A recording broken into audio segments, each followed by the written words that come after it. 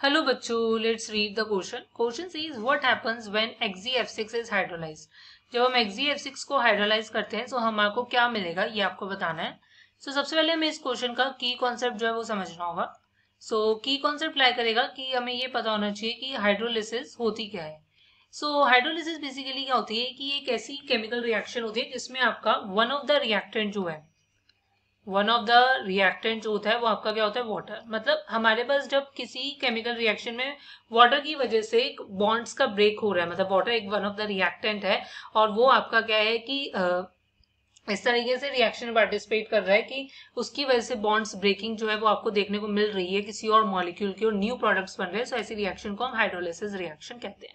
अब XeF6 का अगर हम हाइड्रोलिसिस करा रहे हैं तो बेसिकली हम XeF6 की वाटर के साथ रिएक्शन कराएंगे.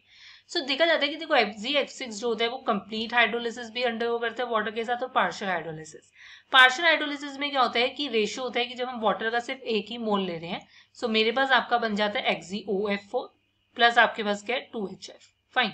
बट यहीं पर अगर मैं XeF6 का तो एक ही मोल है पर वाटर की दो मोल्स ले रही हूँ मेरे पास बनता है XeO2F2 प्लस 4HF. ये जो रिएक्शंस हैं ये बेसिकली क्या है, पार्शियल हाइड्रोलिसिस ऑफ XeF6. ये पार्शियल हाइड्रोलिसिस का आपका क्या है, केस है. अब यहीं पर अगर मैं बात करती हूँ आपके पास नेक्स्ट जो केस होगा वो होता है कंप्लीट हाइड्रोलिसिस का. उसमें 3 वाटर मॉलिक्यूल्स रहते हैं और मेरे पास आपका क्या बन जाता है XeO3 प्लस 6HF. ये मेरे पास आपका क्या है, कंप्लीट